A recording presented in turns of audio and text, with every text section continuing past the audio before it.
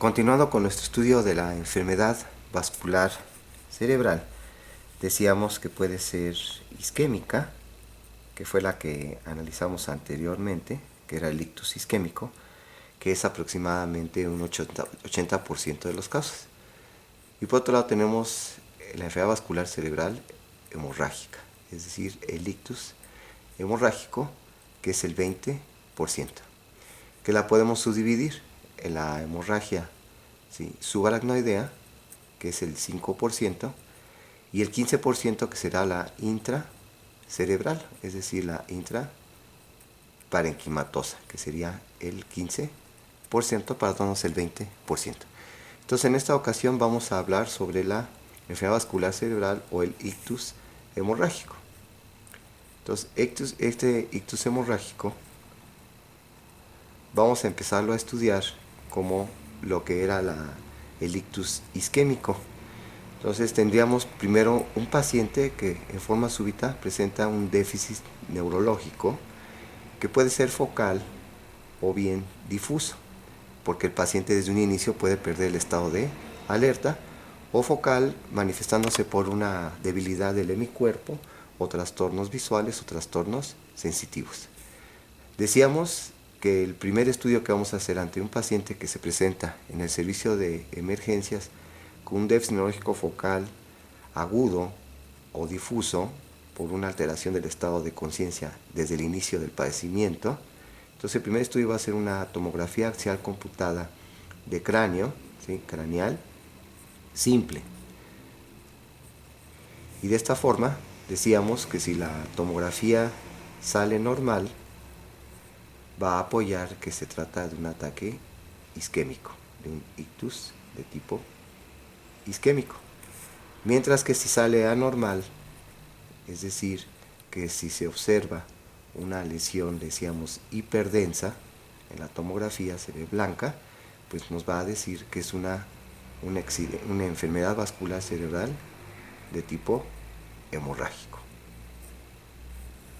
Entonces vamos a enfocarnos ahora a la enfermedad vascular cerebral hemorrágica.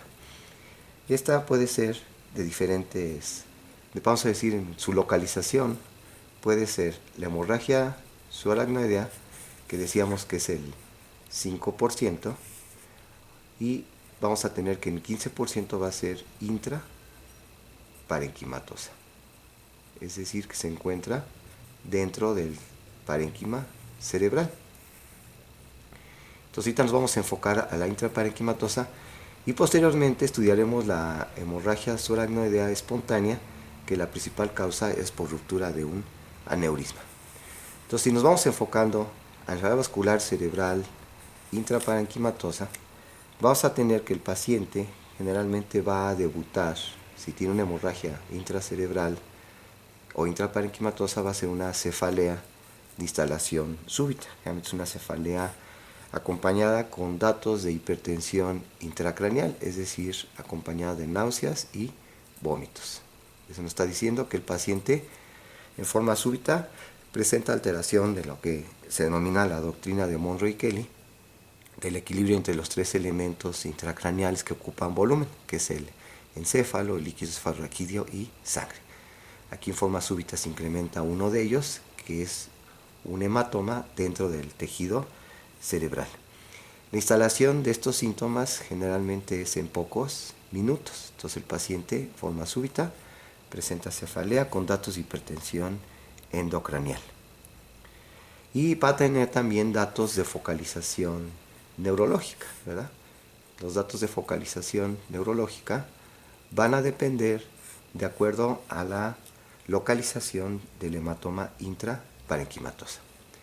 Si seguimos con esta enfermedad vascular cerebral hemorrágica intraparenquimatosa y vamos viendo su etiología, por mucho sabemos que la etiología de esta hemorragia intraparenquimatosa va a ser hipertensiva. Pacientes hipertensos, mal controlados, tienen un alto riesgo de presentar este problema de una hemorragia intraparenquimatosa. Y podríamos tener otras causas que son menos frecuentes, pero que siempre debemos tener presentes, ¿no? Entonces, dentro de otras causas de estas hemorragias intraparenquimatosas, tendríamos lo que serían la angiopatía amiloide congófila, ¿verdad? Entonces tenemos la angiopatía congófila, ¿sí? Amiloide, que se presenta en pacientes ancianos, vamos a estudiarla, y también tendríamos las malformaciones vasculares. Dentro de estas malformaciones vasculares, por ejemplo, decíamos que la hemorragia subaracnoidea espontánea, la más frecuente es el aneurisma. Este aneurisma, que da una hemorragia subaracnoidea, puede extenderse y complicarse con una hemorragia intraparenquimatosa, o bien las malformaciones vasculares, sobre todo las malformaciones arteriovenosas, que también estudiaremos como causa de hemorragias intraparenquimatosas, pero también como causa de hemorragia subaracnoidea. Como otras causas, tenemos también lo que serían anticoagulantes, pacientes que están recibiendo anticoagulantes o trombolíticos, también puede llegar a presentar, ¿sí?, una hemorragia intraparenquimatosa. Tendríamos también las neoplasias. Entonces, las neoplasias pueden llegar a sangrar y puede ser la primera manifestación que presenten los pacientes, ¿sí?, con hemorragia los pacientes con neoplasia, su primera manifestación puede ser con hemorragia intraparenquimatosa. Y entonces las neoplasias de las que más sangran serían las metástasis. Una forma de recordar cuáles son las metástasis que más sangren sería la neumotenia de Come, Purito, que hablaría del coriocarcinoma, del melanoma, que son metástasis que frecuentemente sangran intracerebralmente, las metástasis de pulmón, de riñón y de tiroides. Son las neoplasias, las metástasis que más llegan a sangrar. De otras neoplasias tendríamos tumores primarios malignos, como sería el glioblastoma multiforme, y que es en pacientes adultos, en un promedio arriba de los 53 años de edad, y el meduloblastoma, que sería en niños. Aunque también pueden sangrar, ¿sí?, neoplasias benignas, como sería en el caso de los adenomas de hipófisis, que súbitamente pueden sangrar y presentarse una apoplejía hipofisiaria con trastornos visuales muy importantes. También los meningiomas en ocasiones pueden llegar a presentar sangrados, ¿sí?, intraparenquimatosos, y el hemangioblastoma, que serían lesiones benignas que pueden llegar a sangrar intraparenquimatosamente.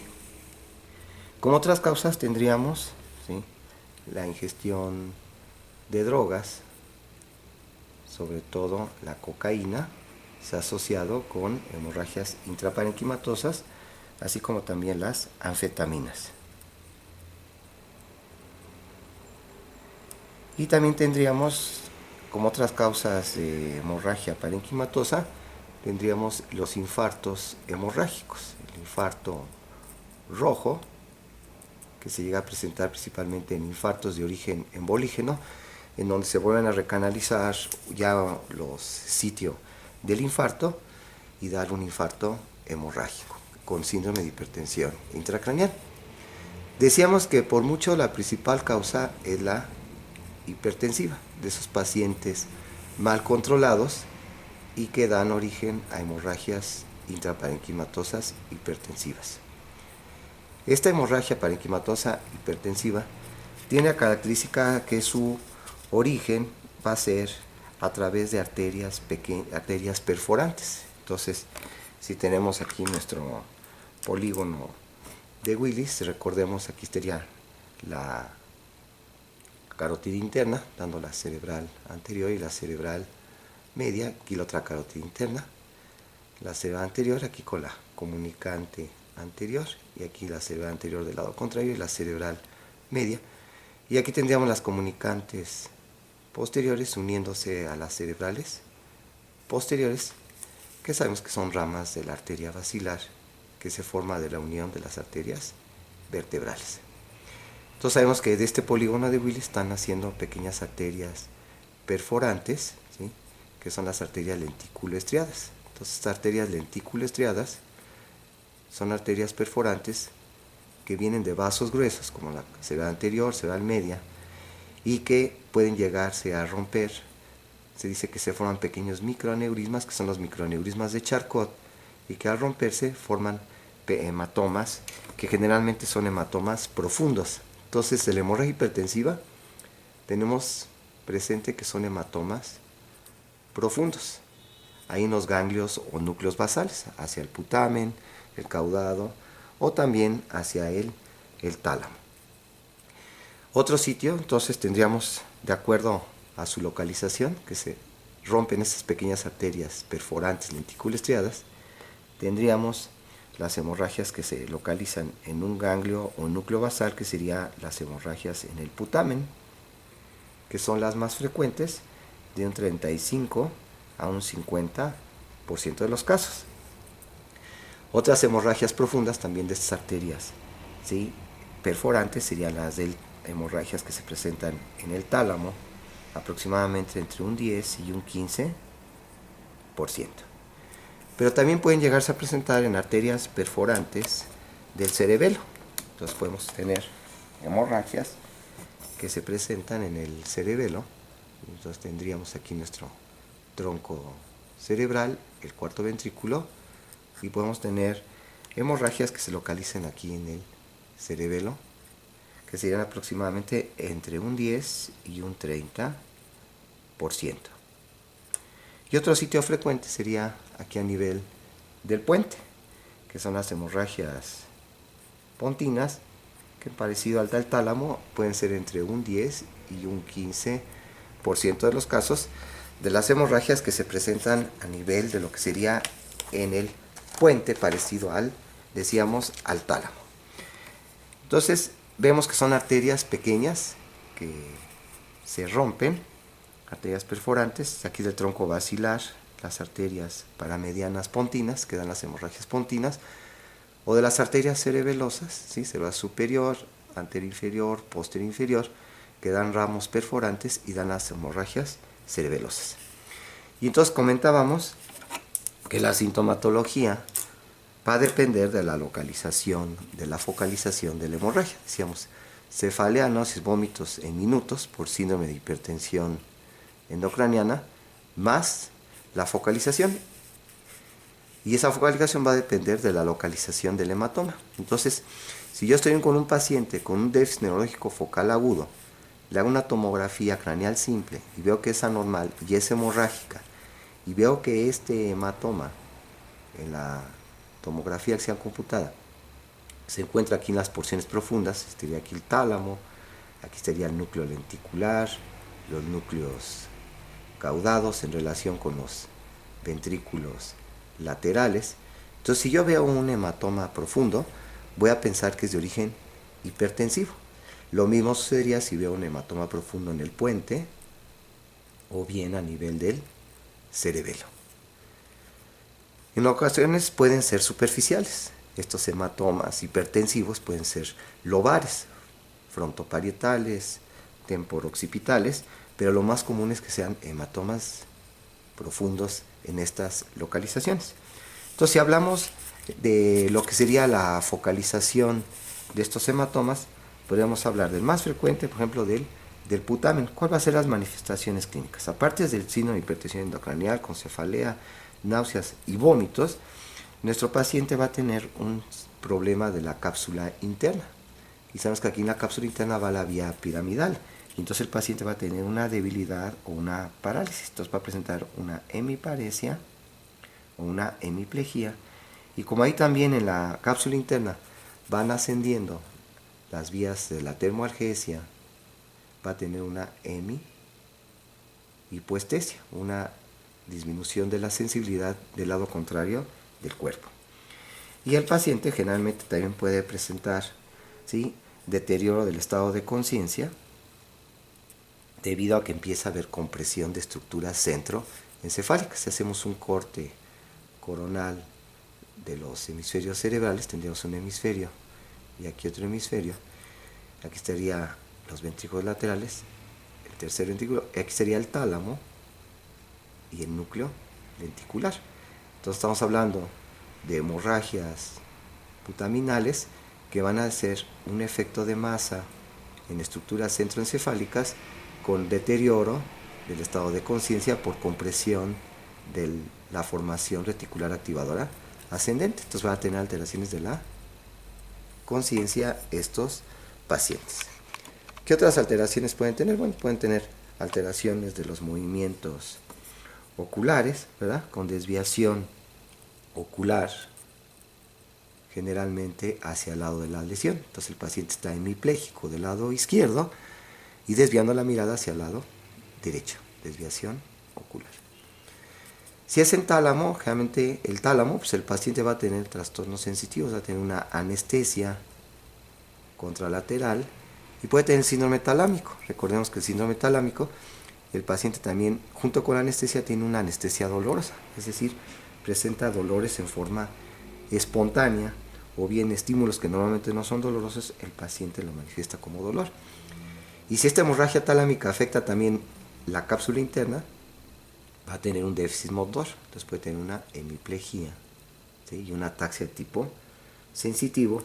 Y también, como son estructuras centroencefálicas, hay deterioro del estado de la conciencia. Esas son las manifestaciones de una hemorragia talámica. Si la hemorragia se presenta en cerebelo, pues lo que va a suceder es que el paciente va a tener una ataxia de origen cerebeloso, una ataxia con dismetría, con temblor cinético o de intención de las extremidades del mismo lado de la hemorragia, y además el paciente puede tener una cefalea intensa, que generalmente es localizada en el occipital, con vómitos, porque es una lesión aquí en la fosa posterior, que irrita el centro del vómito, y también puede presentar deterioro del estado de alerta por compresión del cuarto ventrículo, y entonces puede complicarse con una hidrocefalia. Son las manifestaciones de una hemorragia cerebelosa. Y la hemorragia pontina, que es la que tiene la mayor morbimortalidad. En esta hemorragia pontina, pues sobre todo si es en la porción superior del puente, va a afectar la formación reticular activadora ascendente. Y entonces el paciente desde un inicio va a tener alteraciones del estado de conciencia, entonces puede estar en coma. Y es muy típico que en las hemorragias pontinas se presenten las pupilas pontinas, que son puntiformes. Entonces aquí se acuerda uno de pontino con puntiformes, son pupilas muy pequeñitas que responden a la luz y las explora uno con una lupa. Y el paciente, pues debido a que se lesionan la vía piramidal, córtico espinal y córtico nuclear, va a estar cuadripléjico. Si la lesión todavía es pontina superior, puede ser que el paciente presente todavía una actitud de extensión anormal, de descerebración, pero si es ya una lesión hacia los núcleos vestibulares y a la formación reticular pontina caudal, que da las vías reticuloespinales, va a estar el paciente con una cuadriplejía flácida, que es el que tiene una morbimortalidad muy alta, este tipo de problemas de hemorragias pontinas. Ahora bien, entonces ya con esto tendríamos las manifestaciones clínicas de una hemorragia intraparenquimatosa, la más frecuente, que sería la hipertensiva, que es un signo de hipertensión endocrinal aguda y que son hematomas profundos en ganglios basales, putaminal o bien en tálamo, o hemorragias cerebelosas o hemorragias pontinas. Podríamos hablar aquí, para ya abarcar totalmente la hemorragia hipertensiva, podríamos abarcar un poco del tratamiento, ¿sí? El tratamiento pues consistiría en un control de la tensión arterial, ni muy baja ni muy elevada, debido a que el paciente tiene signo de hipertensión endocranial, por lo que hay que evitar la hipotensión. Para disminuir la presión intracraneal puede usar diuréticos osmóticos, como sería el manitol, en caso de un deterioro rostro-caudal por la hipertensión intracraneal. Y puede ser que requiera un tratamiento quirúrgico, que va a ser el neurocirujano, que va a tener que valorar que, de acuerdo a la edad, en pacientes añosos el tratamiento quirúrgico podría estar ya contraindicado. a la localización del hematoma, que está contraindicado si son hematomas profundos, estaría contraindicada la cirugía. ¿Sí? Generalmente la cirugía se hace en las hemorragias cerebelosas, que provocan bloqueo del cuarto ventrículo y un efecto de masa. Generalmente son de más de 3 o 4 centímetros estas hemorragias cerebelosas, y que requieren tratamiento quirúrgico y tienen mejor pronóstico que las otras hemorragias, como sería la putaminal, talámica, y no se diga la pontina. ¿Sí? También la situación neurológica, el estado neurológico del paciente es importante. Está el paciente con un Glasgow abajo de 6, es un paciente moribundo que no es candidato a cirugía, pero ese es un paciente no muy añoso, con una localización de un hematoma superficial y con unas condiciones neurológicas no tan afectado, podría ser conveniente el tratamiento quirúrgico, si ejerce un efecto de masa, ¿sí? Esta lesión, y comprime las estructuras centroencefálicas. O bien, estas hemorragias se pueden abrir hacia el sistema ventricular, y entonces al vaciarse al sistema ventricular provocar una hidrocefalia, y entonces podríamos nosotros ayudar a estos pacientes haciendo una ventriculostomía. Entonces hacer una trepanación, colocar un catéter y conectarlo hacia una bolsa colectora al exterior para aliviar un poco la hipertensión intracraneal que presentan estos pacientes, ¿sí? Hidrocefalia, entonces una ventriculostomía. Muy bien. Esa sería la hipertensiva. Decíamos que como otras causas de hemorragia intraparenquimatosa teníamos, ¿sí?, la angiopatía amiloide congófila o angiopatía congófila amiloide. Entonces, esta angiopatía amiloide es muy característica de los pacientes añosos. Estamos hablando de pacientes arriba de 70, 75 años. Generalmente, estos pacientes son pacientes que no son hipertensos, entonces no hipertenso, ¿sí?, no con aumento de la tensión arterial, y que tienden a ser recurrentes. Entonces no es raro que el abuelito, ¿sí?, venga con nosotros porque ahora presenta una hemorragia, que generalmente estas hemorragias, a diferencia de las hipertensivas, son hemorragias lobares. Entonces, que ahora el abuelito venga con una hemorragia occipital de un lado, ¿sí?, y que tenga antecedentes que hace unos años tuvo una hemorragia frontal, ¿sí? Y entonces estas hemorragias, que tienden a ser lobares, son lobares, es decir, es subcortical y son recurrentes. Y entonces son hematomas espontáneos que se forman en pacientes no hipertensos y de la tercera edad, que en ocasiones están asociados, ¿sí?, a la demencia de Alzheimer, ¿sí?, se pueden asociar, y generalmente no son quirúrgicos. Son quirúrgicos si hacen un efecto de masa muy importante, pero estos pacientes toleran bien estos hematomas por la atrofia que tienen ya asociada, que les permite un espacio a estos hematomas.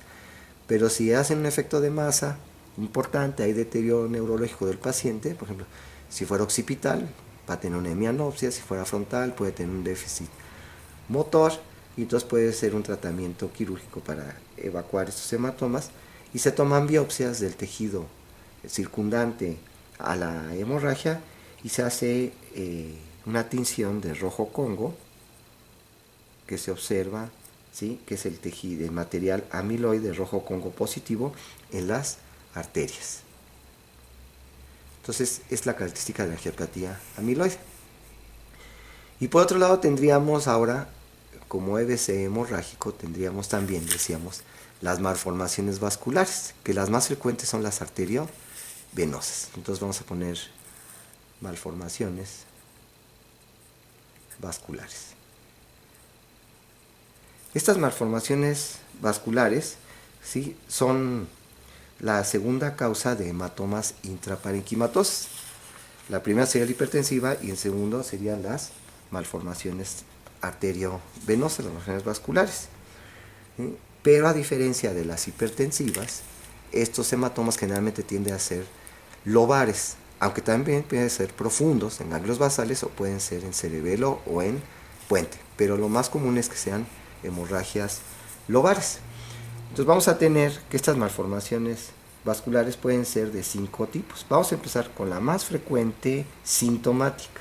Entonces primero tendríamos las malformaciones arteriovenosas.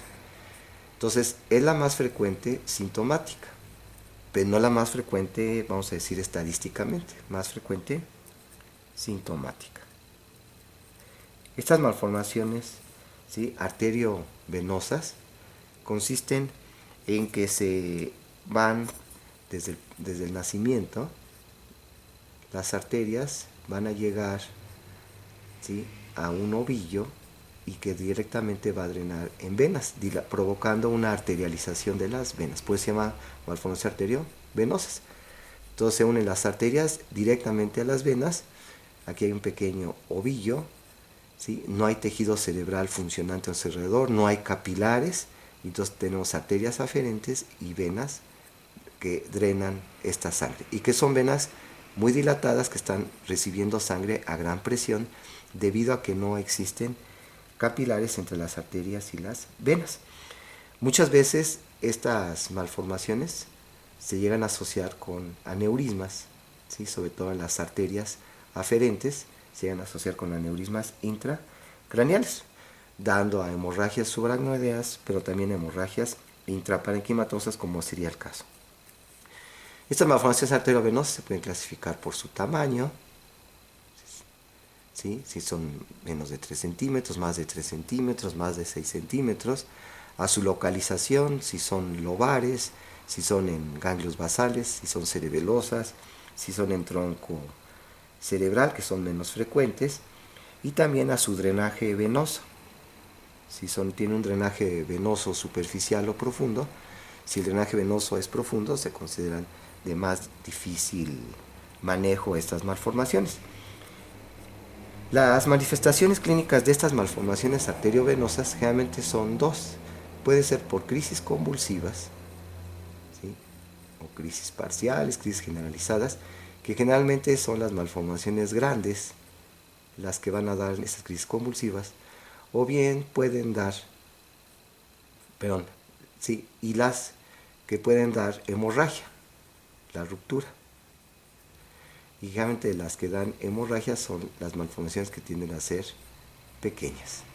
Ese sería así en general. Entonces puede ser por ruptura, las de menor tamaño, o bien crisis convulsiva, las de mayor tamaño.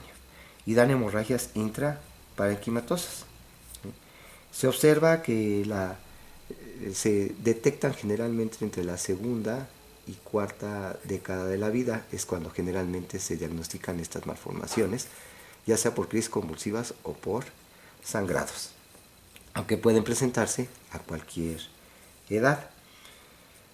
Vemos que el resangrado, cuando se presenta, el resangrado, después del primer sangrado, generalmente es del 6 al 7% en el primer año. Entonces un paciente que ya presentó una hemorragia de una malformación arteriovenosa tiene una posibilidad de resangrado del 6 al 6% en el primer año, y después del primer año es del 2 al 4% anual. Es decir, que baja a la mitad la posibilidad de un resangrado. El tratamiento, el diagnóstico de estas malformaciones arteriovenosas, pues la vamos a sospechar por una tomografía. Decíamos que porque tiene un hematoma parenquimatoso lobar en un paciente generalmente joven, entre la segunda y cuarta década de la vida. Puede ser también a través de una resonancia magnética nuclear. Y voy a detectar propiamente las arterias aferentes, el ovillo y las venas eferentes a través de una angiografía cerebral. Va a ser el diagnóstico definitivo, va a ser a través de una angiografía cerebral.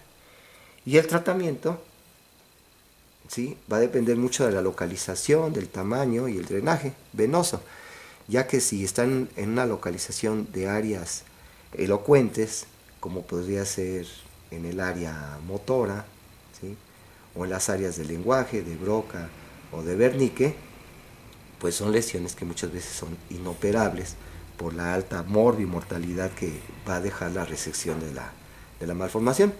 Pero si están en regiones no silentes, el tamaño permite una resección, no tienen un drenaje venoso profundo importante, pues va a ser un tratamiento quirúrgico, ¿sí? Muchas veces previa embolización. Entonces se puede hacer embolización de la malformación y al día siguiente hacer la resección quirúrgica de la malformación arteriovenosa.